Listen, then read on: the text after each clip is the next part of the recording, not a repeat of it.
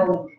At least half of the human capital of this book is Brazilian, to Sergei Soares, who worked intensively in one, I think, of the chapters that you like the best, you'll see, on the minimum wage, but I'm very confident that is the case. And Rafael Prado Proença, who worked with me also in this book. So thank you very much. If you like it, it's yours. So what really motivated us to do this book was this graph here. So it shows GDP during the 2000s. It shows that GDP increased tremendously. This we already knew. The part that we didn't know was that inequality fell dramatically as well. So the region managed to really achieve something truly remarkable. It grew with inclusion. It grew reducing wage inequality. This is in sharp contrast with the rest of the world. Many countries in the world grew during this period. China grew, India grew, US grew. But in all these countries, inequality increased. So what was special about Latin America? An important factor was that behind this fall in income inequality, and here when I say income inequality, I consider the total income of people, not just the wages, the labor income, was really the reduction in inequality in labor income. Other parts of income, such as non-labor income, pensions, conditional cash transfers, played a very important role. Play a very important role, for example, in Brazil. But overall, in the region, most of the reduction in income inequality was really due to the reduction in wage inequality. And this sharp decline in wage inequality happened mainly after 2002. And you know, it's confirmed through very different measures of wage inequality. No matter whether you use the Gini coefficient, the 90-10, the variance of wages, all goes in the same direction. After 2002, after a previous decade where inequality was stagnantly increasing, what came up did come down. So during the 2000s, inequality really fell a lot. And we did some experimentation in Colombia where we had information on top earners' wage that we could match to the household survey.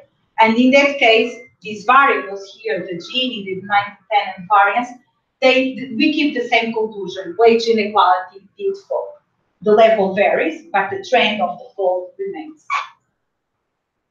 And this is in sharp contrast really with the rest of the world. Here on the graph on the right, you see Latin America and the Caribbean. All these lines are compared to 2002, and really the second part of the 2002-2013 period with a sharp fall in wage inequality, and the previous period with the inequality stagnantly increasing. Whereas in the other countries in the world, it was mainly stagnant increasing in both the sub-periods. So really something that happened in Latin America that was not something that happened everywhere. So here, how am I structuring this talk? First, I'm going to talk to you about 5 stylized facts which we think are really important to understand the drivers of wage inequality. Any explanation has to be consistent with these 5 stylized facts. And then we go to the drivers. So, okay, let's first understand how wage inequality fell, to then understand why did it fail. And I'm going to emphasize a lot the role of education, but I'm going to say that while education played a very important role, this was not something driven by one single factor. It was really the combination with growth and other forces, namely the minimum wage and informality as a mediating force. And like in the title of the book, we are going to argue that to prepare for the future, we need to understand the past. So with this information of what drove the reduction in wage inequality, we end with a reflection on what's next. What are we going to see next in terms of wage inequality reduction, given how we expect the drivers of the 2000s trend are expected to evolve. So let's do this reflection on the main facts of how wage inequality fell in the 2000s in Latin America. So really, after a decade of here we plot the evolution, an index of evolution of wages in the 10th percentile, the 15th percentile, and the 90th percentile of the wage distribution. And they were very similar. They were evolving in a very similar manner until 2002, 2003, where really what happened was that all wages increased, but the increase was sharper among the poorest, among the bottom 10%. So this was a push from the bottom. Wages at the bottom increased more than wages at the top. This was in sharp contrast with many other countries, such as Germany here in this graph, because there is this known paper by David Carr. Here, what you see is that really the bottom 10 in Germany was falling. So the wages of the bottom 10 were falling. This is in sharp contrast with the story that we saw in Latin America, where this increase in the bottom was sharper than in the top and really drove wage inequality down. This was really a regional phenomenon. So everywhere in Latin America, we see this push, this expansion of wages at the bottom, but the story at the top is rather different between two sub-regions, and also the fall in wage inequality. So if we divide Latin America between South America and Central America and Mexico, we see that in gray here, the drop in wage inequality after 2002 was much sharper in South America than in Mexico and Central America. And we also see the behavior of wages. So here, the wages at the bottom 10% increase more than the ones at the top.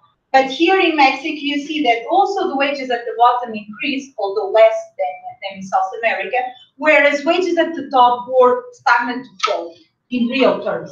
So it's a very different story between is a very different story between South America, Mexico, and Central America.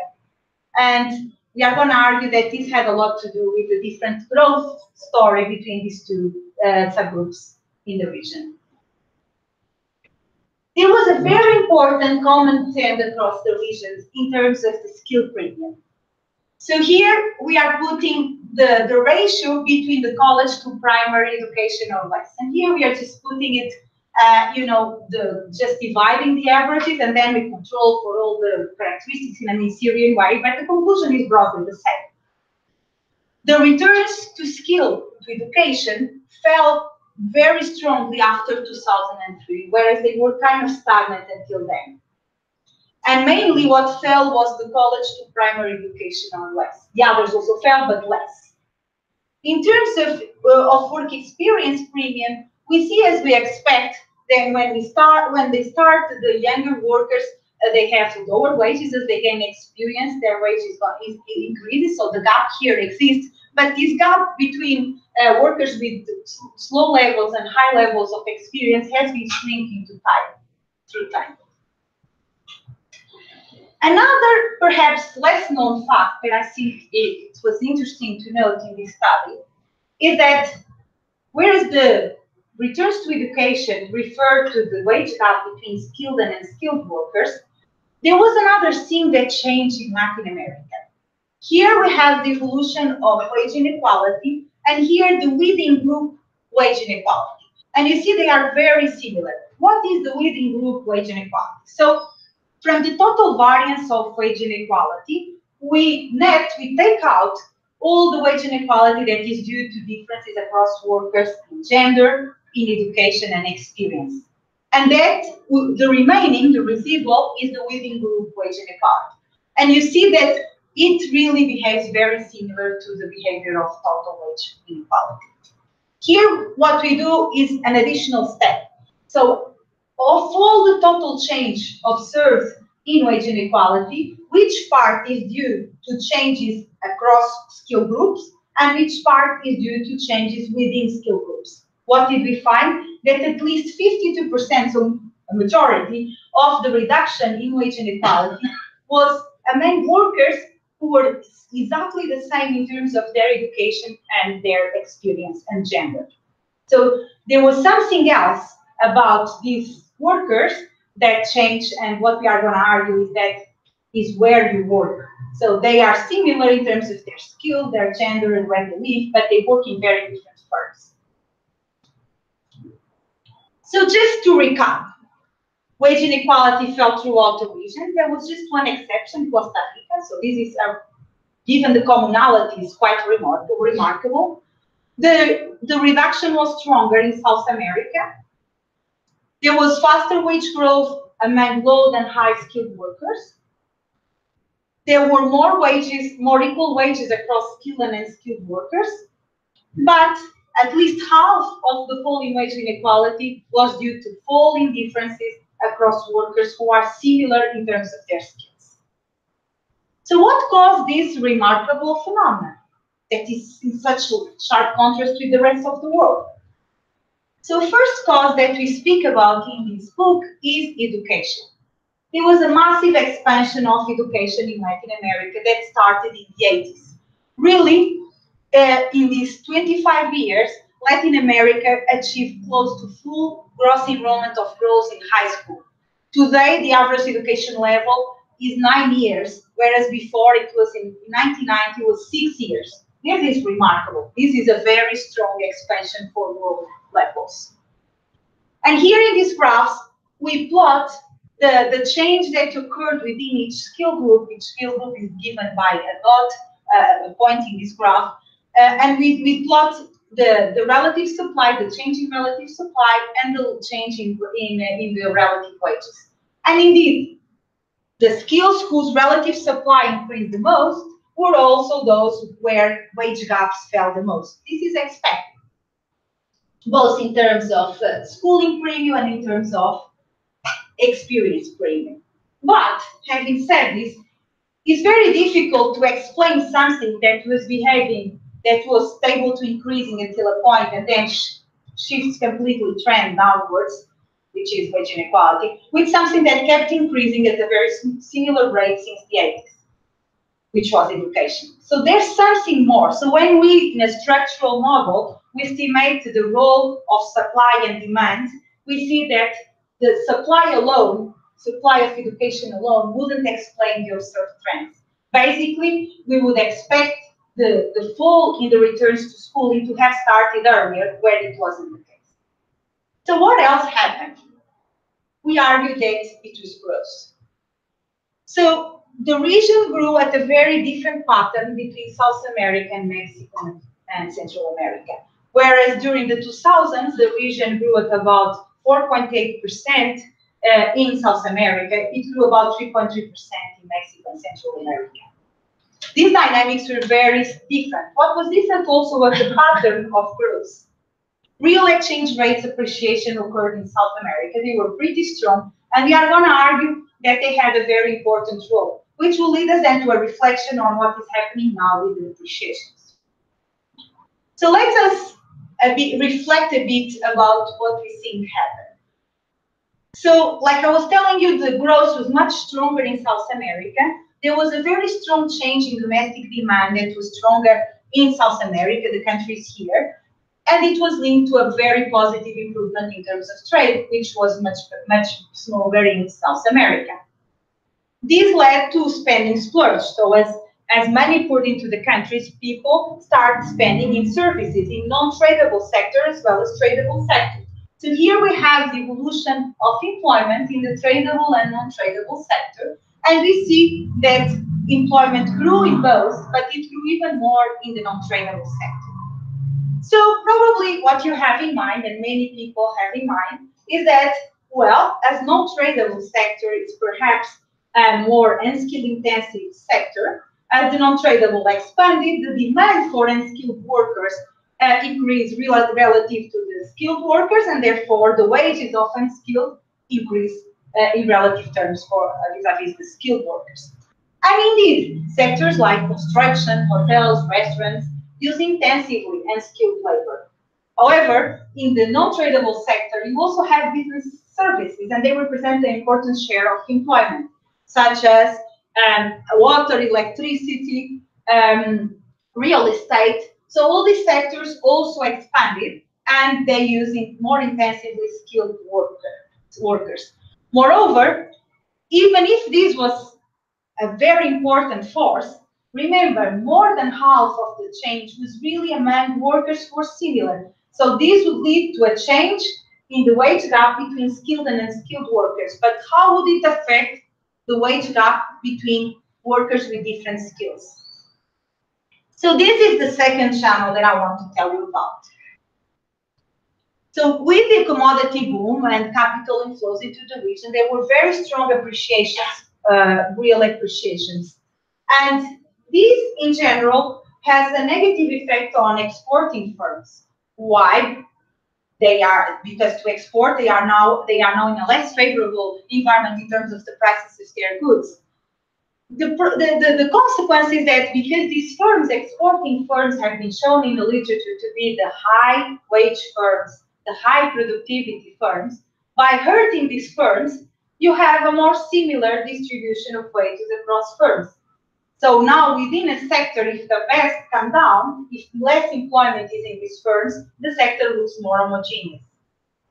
So this would in fact reduce the wage gaps between workers who have similar skills but work at different firms. Another channel is this one, the third channel, which is, we saw in the data that the non-tradable sector has less differences across firms in terms of average wages. So average wages are more similar across firms in the non-tradable sector. By expanding a more homogeneous sector, you have less overall inequality in the economy. So through this channel also, growth could have affected wage inequality across workers who are similar but work at different firms. And so next we thought, okay, we understand, but what is really important is this business of the inter-firm wage differential.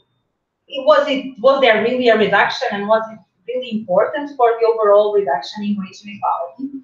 So far, all that we used was data from standardized household surveys, and now we went ahead and used data from HIGE and from the similar data set for Costa Rica. So now we wanted to look at workers linked to firms to see really this idea of, is it really the case that where you work matters as much as your education for the reduction in wage inequality? So this was really our question.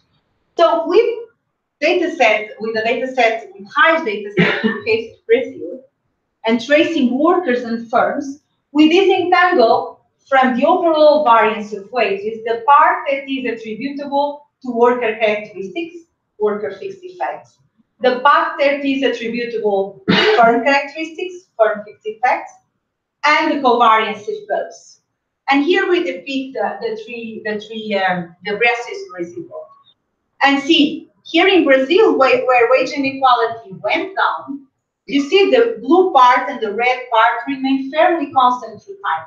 The importance of worker fixed effects and the covariance remained relatively stable. What really declined was the importance of firm fixed effects. So the inter-firm differentials, wage differentials became lower, and this had a very important impact on wage inequality. Here we have Costa Rica, the only country, remember, where inequality increased in the region. So the total wage inequality increased in Costa Rica. And also here you see that the blue part and the red part, the part attributable to workers and the covariance, remain relatively stable. And what really increased was firm heterogeneity, the yellow part. Let's pause for a moment. Is this what happened in every country? That, you know, differences across firms for very similar worker narrowed? Not really. So in the United States and Germany, here depicting these two graphs, where inequality increased, really these differences across firms, firm heterogeneity increased. And this had a very important role on the wage inequality expansion.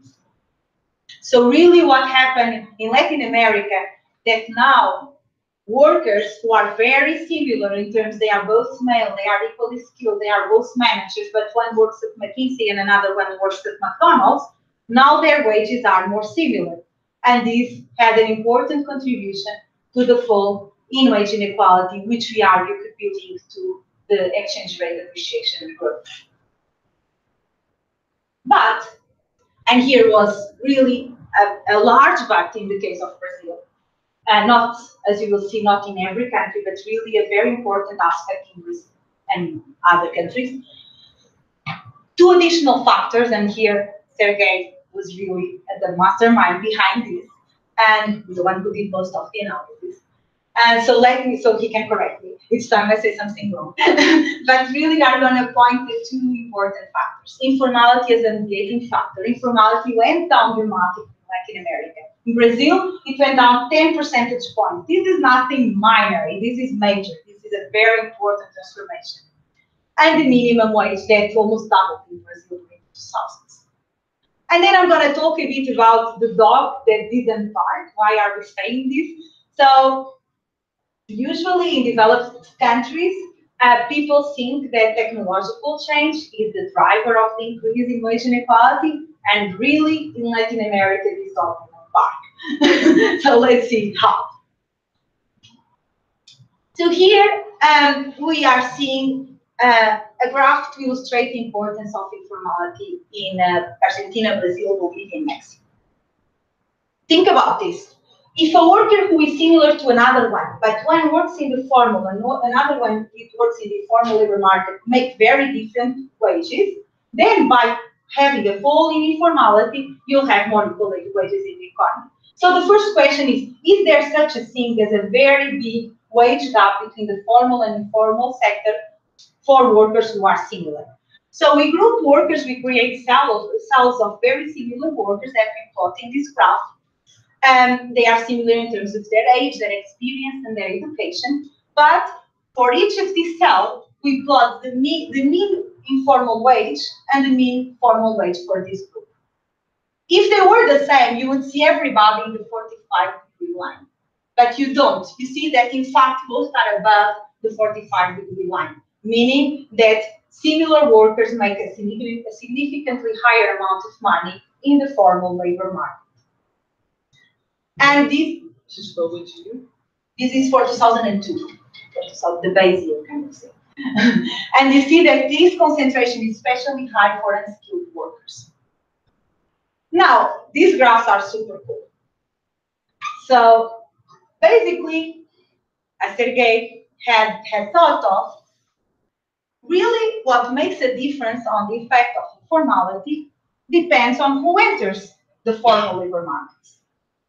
So using the panel data, the panel labor force survey data for Brazil, Argentina, we had other countries, Bolivia, etc., but using those that existed, we tried to plot the change in formal employment for the different wage percentiles.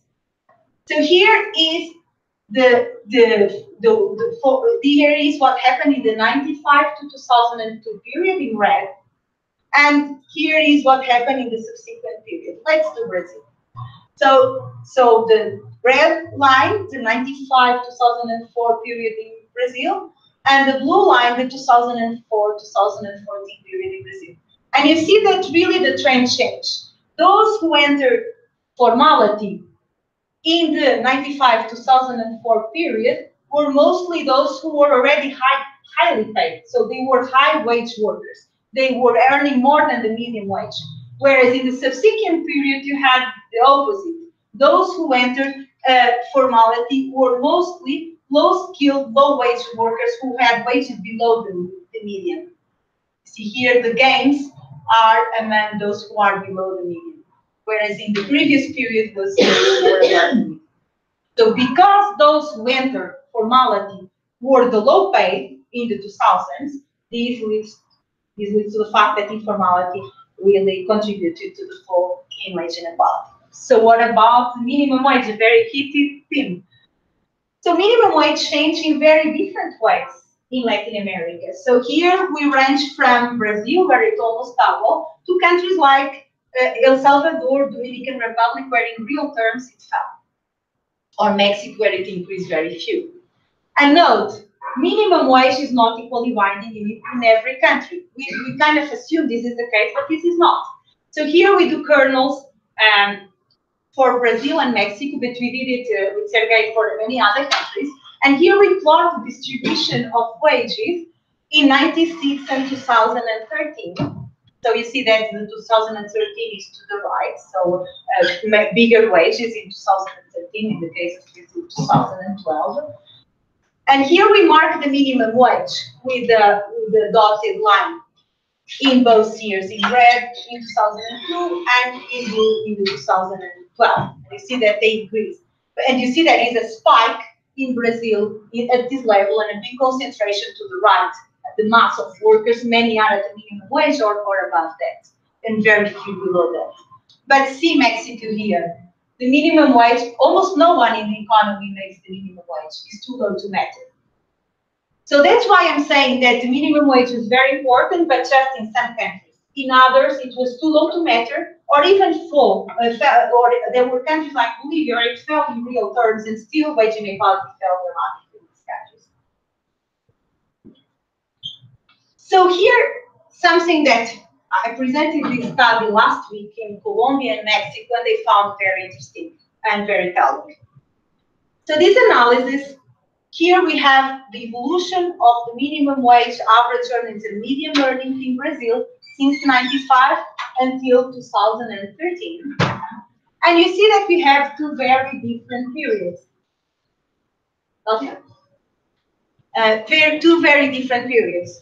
One with very low wage growth and minimum wage growth, and then from 2002 onwards, that notable expansion of the minimum wage and non-minimum wages. So then we try to decompose the contribution of the change in minimum wage in each of these sub-periods. And what did we find?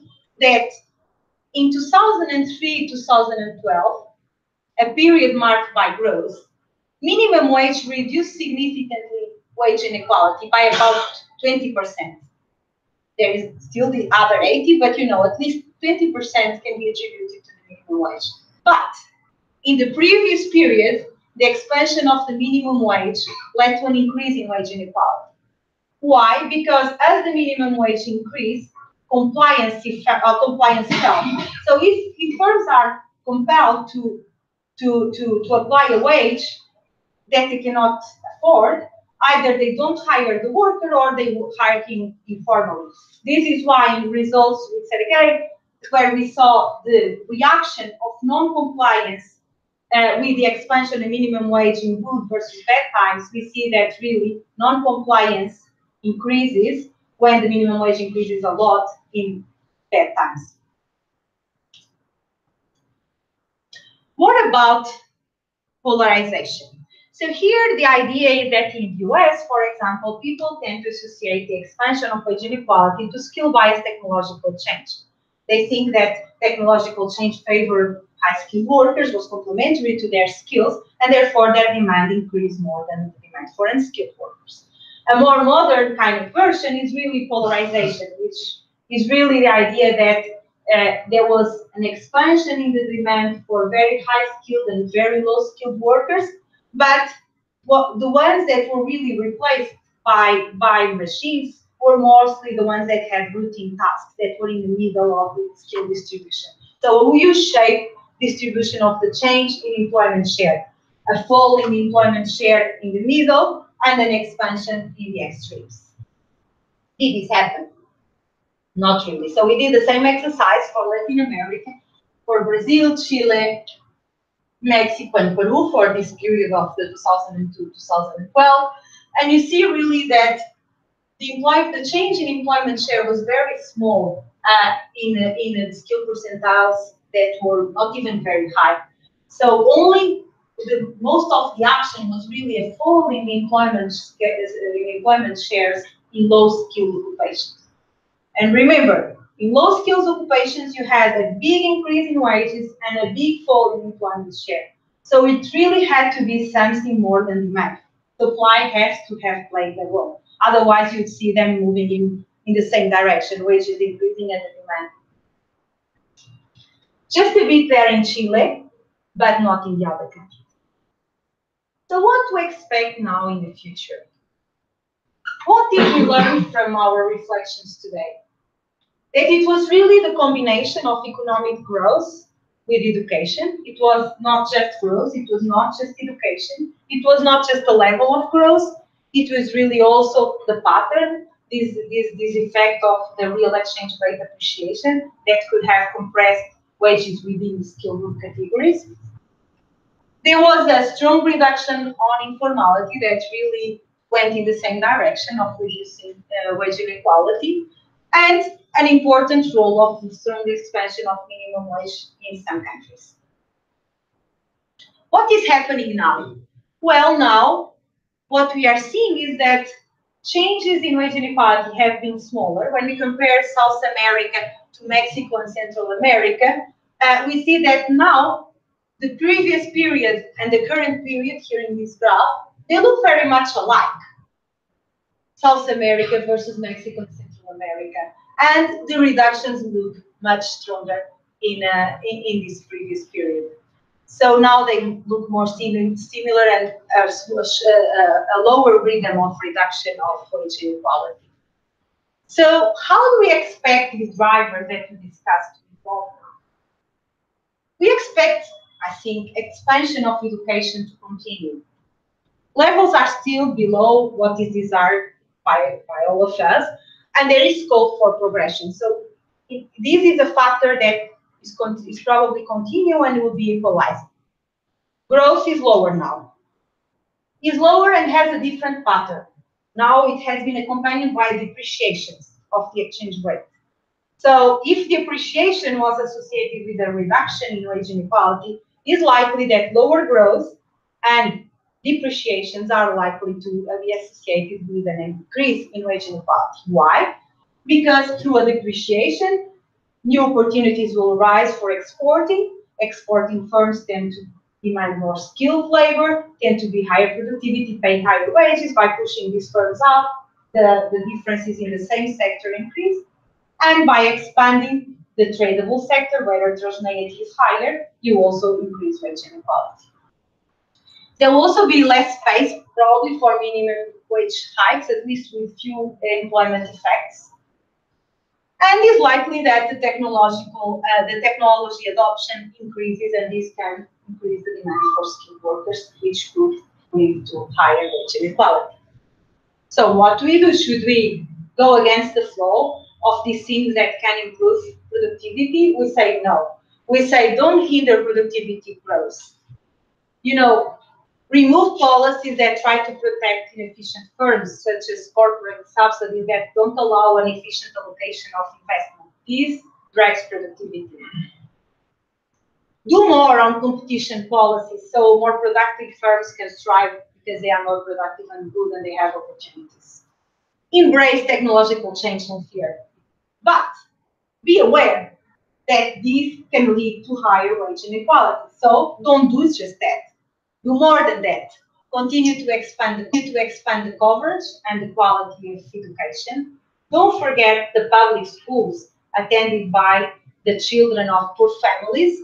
Enhance the quality, not just access. And don't forget, those who are already in the workforce, provide quality training.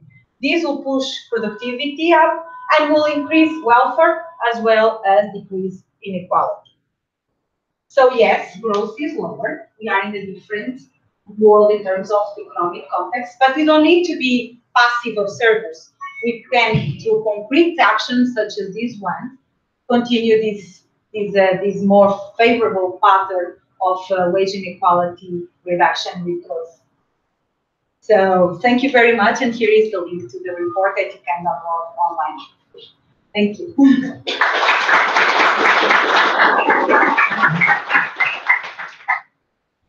Well, now we'll take comments or questions, and I think we'll do by threes. How's that, Joana? Is that okay? So 3 questions or comments, and then I'll ask Joana to come back. And so anybody wants to be the first? Nobody's going to be the first. I'm going to be the first. Okay, no volunteers, so I'm going to be the first. It's a comment. I think an important takeaway from your paper, which I just noticed now, I hadn't noticed it before, is the importance of interfirm effects. And okay, that's important. They are affected by the exchange rate, but I think your conclusion could be even stronger in the sense they're not only affected by exchange rate, they're affected by the numerous ways in which the state helps this sector as opposed to that sector, creating some very high wage firms, like through monopolies, through subsidies. These things not only reduce growth, But as you have shown, they also increase wage inequality. So more competition between firms appears to be a win-win situation. That would be my comment. Anybody else? Yes. Pode ser. Eu senti dois fatores que explicam a menor desigualdade, o maior é educação e crescimento. Né? O Brasil, de certa forma, é um país que tem crescido ao longo do tempo, relativamente bem. E qual seria a explicação para tão grande desigualdade?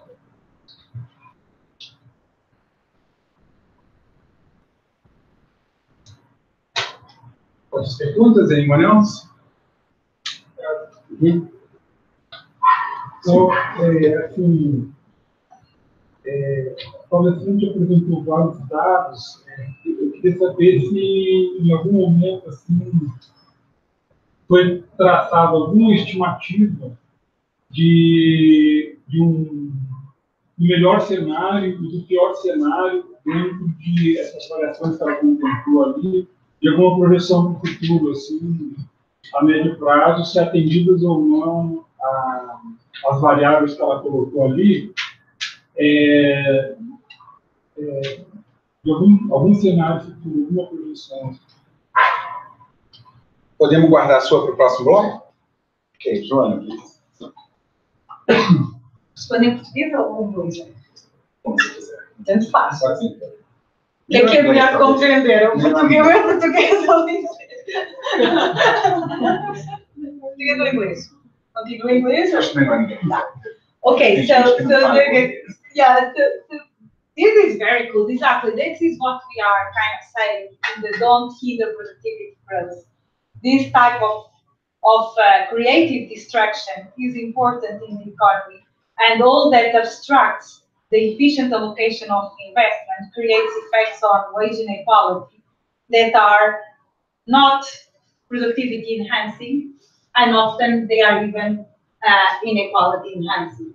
So really, to go more towards policies that at the same time improve welfare and really improve productivity and improve inequality, really these corporate subsidies will not be the way to go.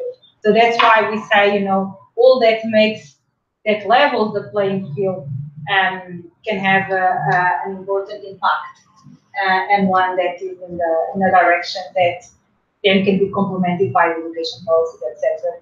But its role in productivity is extremely important.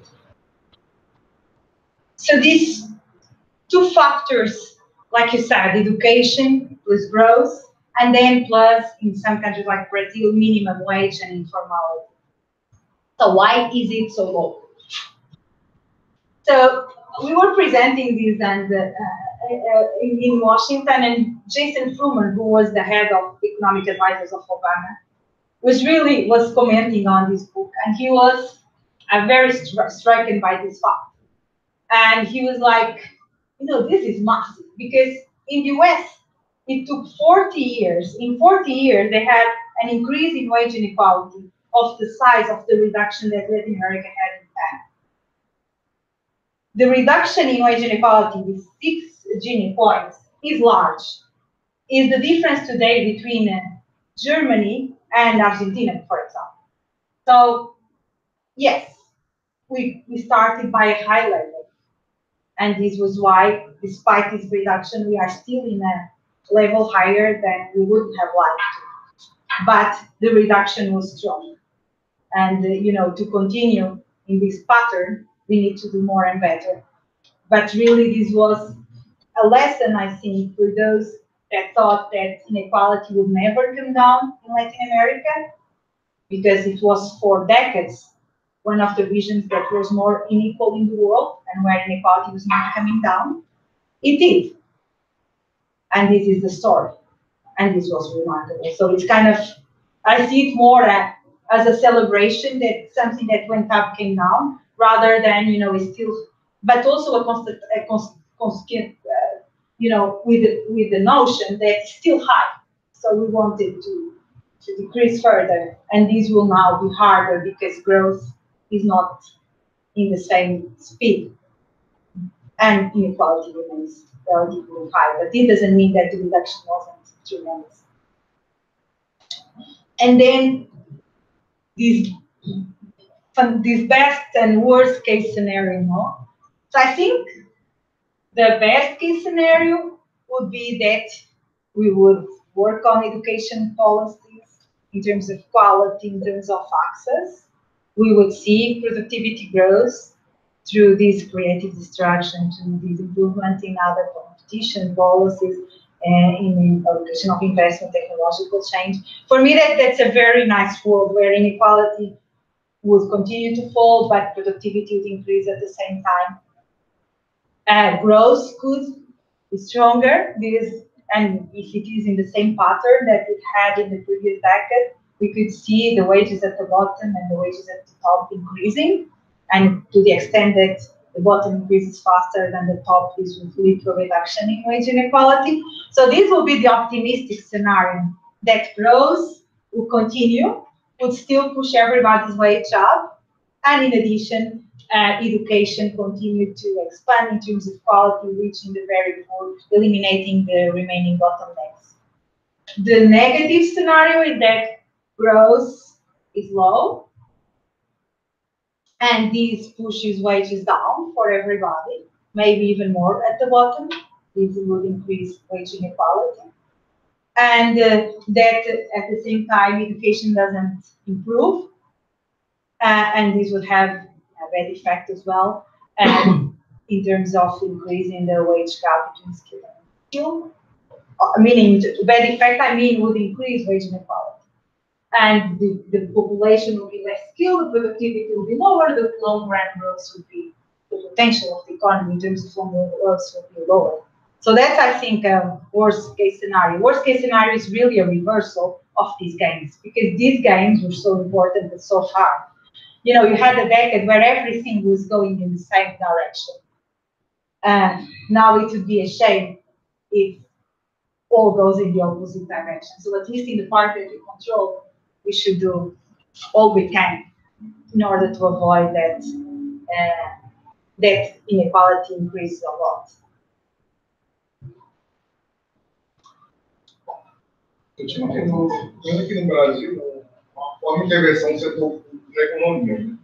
Essa regulação, mas a empresas estatais, né, atividade direta, é mais de serviço público específico. Né? Houve algum tipo de tratamento específico do setor público, média salarial, ou se abordou só a questão da atividade direta do setor privado? Okay, next question, Fábio.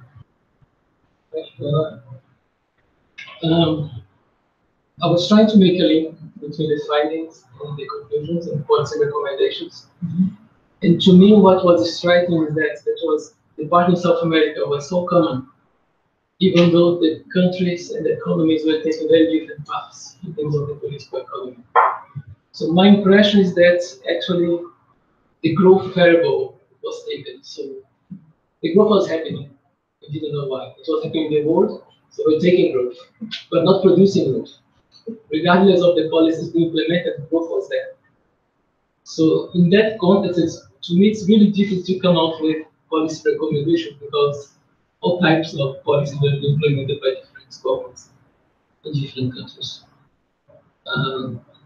So I don't know. I mean, I got the impression that the last slide is just like the best practice that we used to hear, and not really grounded in your findings. Carlos, and then we're leaving Brasilia and for the next part. First of all, thank you for the talk. Joana was very illuminating and having this original perspective. I have two questions. One is that one of the channels that you postulated for lower wage inequality was that appreciated real exchange rates would put pressure on high productivity firms, and that would, then lower wage inequality. My question is, isn't there a more direct channel linking trade and lower wage inequality?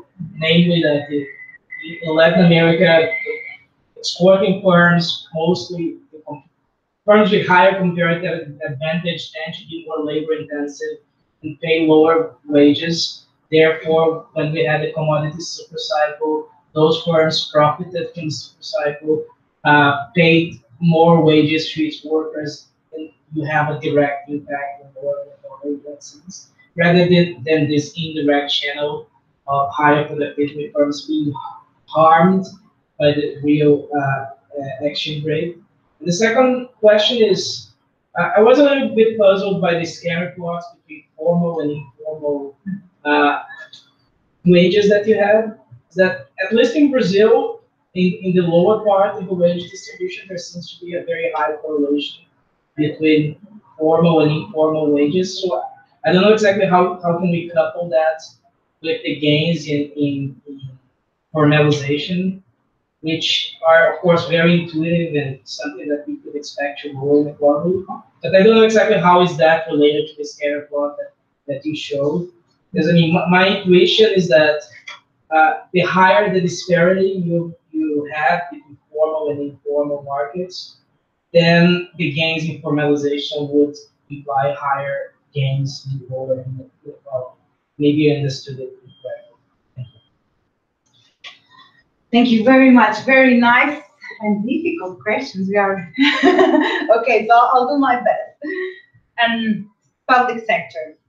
So when we use HIGE, so in the analysis where we disentangle the firm fixed effects from the worker fixed effects, we do not consider the public sector employees. Just because HIGE, in terms of coverage of civil servants, the coverage varies a lot through years, and also because it's kind of a different type of wage setting population, right? So then we want people who are more comparable, so we restrict to the private sector. Then the link with the policy recommendations. So if growth and depreciation led through the channels we say to a fall in wage inequality, then a reaction, now that you have depreciation, would be to go against this fall, so to avoid them, right? So what we are saying is that, that is not a good idea for other reasons. Also because we didn't see effects of technological change. So people could think, great. So to the extent that technology will be inequality enhancing, we could simply try to avoid progress. So we say, don't avoid progress in technological change. To the extent that we see that at least half of the change in wage inequality is really driven by the expansion of education, the education conclusion is kind of something that kind of flows, because to the extent that education was so important and it's equalizing, it's really important that countries continue to invest in it if we don't want the worst case scenario that we were discussing. So our conclusion was really, this is not a policy report, it is a research report. So we just say kind of guiding principles and then we leave the discussion on the exactly to others. But our reflection was, okay, what drove this? What is happening to these drivers? And what should we do about them? And what we are saying is that in terms of growth, not much. In terms of education, a lot, because there is still a lot of way to go. And in terms of structures to productivity and things that are affecting these differences across workers within the same sector, a lot. But we leave it kind of in these more guiding principles without going to the extra step of exactly what to do.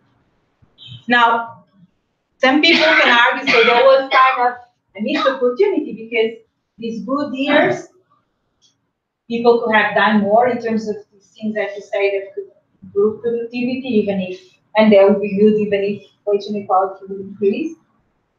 And other people also ask whether this is sustainable. So like you said, if it is a given, if it was driven by external sources, maybe now it's going to slow down or even reverse.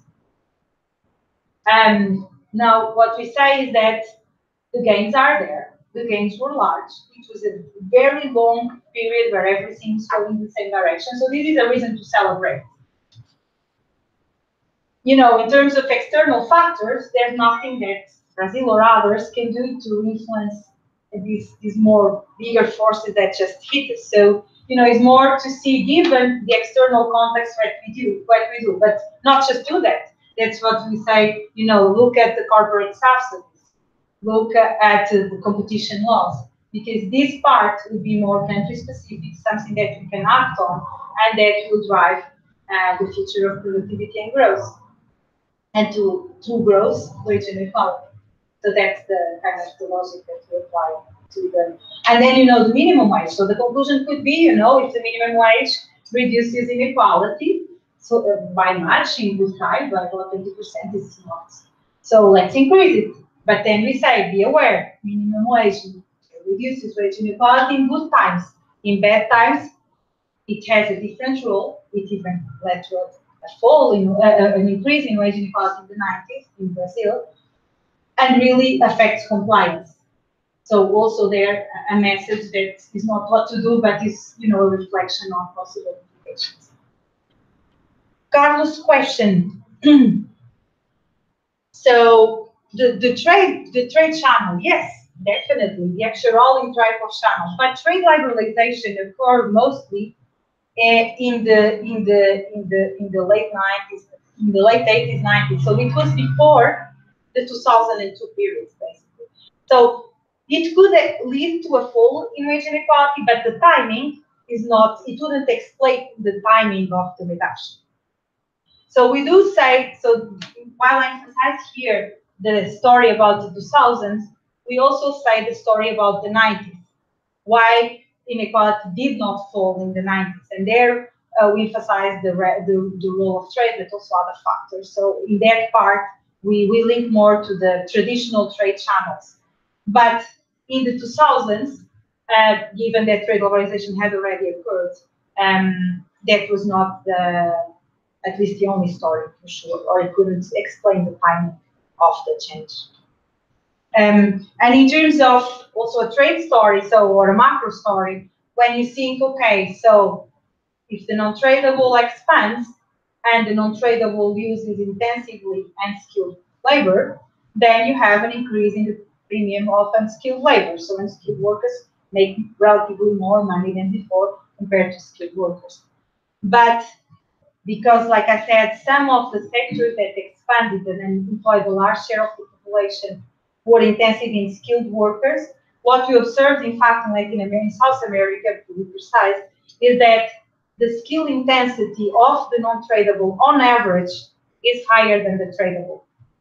So just this force wouldn't even lead to a fall in the wage gap between skilled and unskilled, because many of the sectors that expanded and were unskilled labor intensive are relatively small in terms of employment, and others that are large also explain. And nevertheless, you will still have these other 50% that could not be explained by this type of skilled to unskilled story.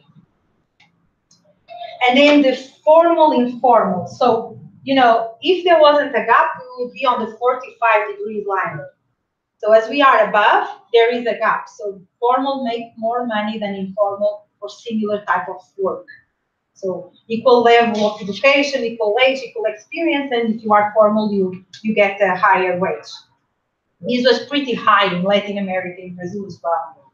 And so the idea is that if you have these two workers who are exactly the same, making a big difference in terms of the wage they get, if informality, if the share of people who are in the informal labor market falls, then the wages, less of this difference, or this difference applies to less people, because some are pushed out of informality.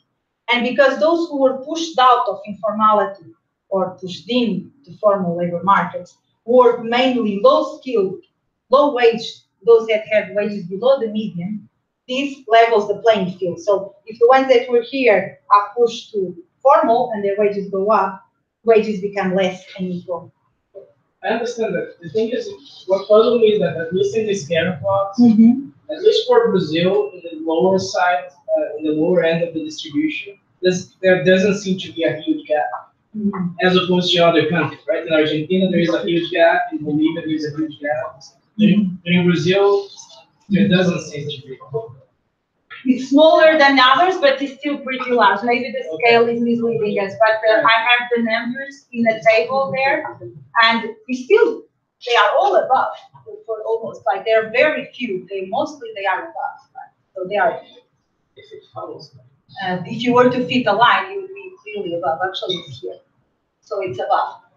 So it's still, maybe it's lower than in Argentina, because it's not like this, it's like this, but still there is an important gap. I don't know how it is now, but Marcelo Neri showed that as well. The minimum wage was also binding the effect of not in the informal markets in Brazil. So even, actually, when you go to the informal sector, your employer doesn't pay the social contributions anymore. That's the profit that he has. But most of the workers still receive the minimum wage. Yes, so, and there's a table there that I think that one I can't find right now, but I'll send it to you later, that says exactly what is the wage gap between formal and informal for similar workers. And it's relatively large also in Brazil. It's a table 2.4, I think, in page, Brazil, I'm not finding Brazil. Yeah, in page 54. And the gap between formal and informal wages is positive and it's still large. It's maybe smaller than in others, but it's positive that much. It's in page 54. Any other questions? Please, Henrique, Daniel. Bonjour, first of all, congratulations, excellent action to have you here first, and excellent work. My question is about demography, actually. Normally, you don't take demography into account because in the short term, demography is absolutely irrelevant. But the point is that when we take into consideration a period of time of 15, 20, and have perspective to look at the future, and considering the rapid, the velocity of the demographic change that the region is experiencing, I think that considering what's happening, what's going on in demography, could be very interesting for us to have as a macro trend that could help us to understand what's going on. What would be this impact on wage inequality and inequality in general? So, Daniel? Suppose you continue your analysis now with the end of the commodity super cycle. Do you expect to see a reversal of everything in terms of gross margin?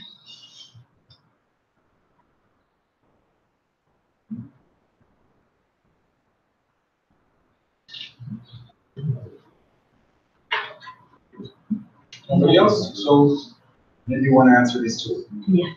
So demography. So definitely demographical changes are very important. Also the change in labor force participation by women. So these are important macro trends. There's no doubt about this. We consider the part on the female labor force participation as in this graph here on the contribution for total income inequality. And in fact, they contributed to reduce the total income inequality, but they don't affect as much wage inequality to the extent that they wages between those who are employed. So it's already within. But yes, the gap between wages between men and women, we did look at it. It didn't change so dramatically. There is a drop at one point, but it's not really like the before and after 2002 dramatic change at all. But having said this, these demographical changes are really an important thing for labor markets and something that people should take into consideration when thinking about the supply dynamics, which we show have very important effects. And also, in this gap between across experience. So also for these, they matter a lot. This fall in the returns to the experience premium are quite linked, I think, with the demographical trends. So they are behind many things, but there wasn't like a single factor where we saw kind of a sharp change neither between South America and Mexico and Central America, where the wage inequality evolution was so different, nor before and after 2002. So we have something that accompanied this process, but it was not like a particular aspect at a particular point. Danielle, difficult question. So the end of the super cycle is going to be reversed. Are we going to see an increase of 10 percentage points in wage inequality? I hope not. I really hope not. It really depends on growth. Even in the absence of the super cycle, there are other ways to grow. So I hope by embracing them, the economies will continue to grow, and that can be favorable for the economies. And it also depends on what the economies do in terms of education, right? So if one continues to expand education, quality education, this will be an equalizing factor. So it depends also on the evolution of informality and the minimum wage. Overall, I think the reduction will slow down, but I don't expect, unless a massive crisis that lasts very long happens, to a full reversal, to an important reversal of the trend. Mm-hmm. Although I was hearing from Sergei that the inequality, wage inequality is increasing in 2017. So it will require, continuing the reduction will require extra work, because growth is not playing the same role as it used to. And the minimum wage, there is less space for minimum wage hikes. So there are many factors technological change can drive and can have inequality effects, and this is okay. But really the world is different. So to get the same, it will take extra work. What will happen in Costa Rica? In Costa Rica, why is it different? Why was it different? Yeah. So the first part, since that the inter-firm wage differentials increased, so it was more like a la developed countries. And the expansion of education happened also there, and that is equalizing. So it was, in our opinion, was really that had to do with firms and the dynamics in the demand side. But we didn't study it in deepness. Nothing to do with immigration. Yeah, what's thinking of we did not. Because Costa Rica has suffered a lot of immigration, low-income immigration. We did not look at that. We did not skilled labor, all the Nicaraguans are there. So there's no. The minimum wage can do anything there for them. They are only for themselves. Yeah, no, we didn't do now that your logic was because this was the single one where wage inequality, it's kind of an interesting case. And really, this book is not to close this topic. It's the opposite. It's to raise questions and kind of tell you there's much more to be learned about this thing, because this is a very difficult topic. This is a topic where countries like US publish like 1,000 papers on. This is one of the critical questions of our times. And in Latin America, where inequality is so high still, this is certainly a very important topic. So rather than having all the answers, we put some things on the table that weren't in the table. So that's our contribution. And look forward, for example, to expand that analysis that we did for Costa Rica and Brazil to other countries, and understand better now in a subsequent report that we are working on the effect of shocks, economic shocks, external shocks, crises on labor markets, how labor markets adjust and how that affects growth, inequality, and the social protection systems, pensions, etc., social insurance, etc. So it's really to raise curiosity, to put some things on the table, to give some answers, but really doesn't put the topic and questions like yours or what about Costa Rica are still to be answered. Yeah, because they have invested in education. Mm-hmm. Yeah, no, there was nothing in terms of the supply, like in Mexico, where inequality fell less. They also had the education part. The education was a common trend across the region, but there was something else, because, like we say, it's a combination. It's not just one factor. The common was really the education. The not common was the difference in growth, in levels and patterns. And the not common was this business of the inter-firm wage differences that grew in Costa Rica and that fell in Brazil. And that was in sharp contrast where other countries in the world where really wage inequality increased, but also inter-firm wage differentials increased. Any other questions? Last question. I know that in the US, in the literature, people emphasize about the role of unionization and all of these things. Have you guys explored that at all in the region? I don't know anything about that topic in the region. Sergei, do you want to take this one? I think you should. Well, in some countries in Latin America, unions are pro-inequality, like in Brazil. Unions, they are concentrated in the upper half of the income distribution. So maybe we're kind of in the world of formalization in the 80s, where formalization increases inequality because it happens mostly in the upper half. If unionization increases more and more so that it will go to the lower half, then eventually, on hopes, it will become pro-equality because there is a strong union premium here. But the problem is that the union premium accrues mostly to the wealthier. And in much of Latin America, there's not an awful lot of unions. The huge exception, of course, being Argentina and Uruguay. And I'm not sure what happens there in terms of. Yeah, it's lower and it's higher. So again, no before and after 2002 dramatic change. And yeah, and this aspect of the high school. High school unions. Any other question? Well, thank you very much, Joana. This was fascinating. I will be thinking about this for a long time. Particularly the firm part that had nothing to do with that. Thanks. Thank you very much. Thank you very much.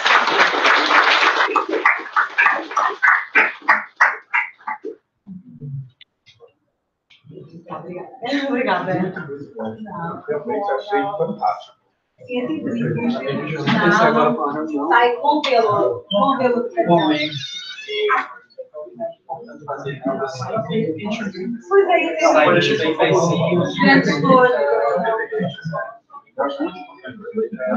é, e também se refletir em vida, para saber o que acontece nos outros. Parabéns. Não, só obrigada.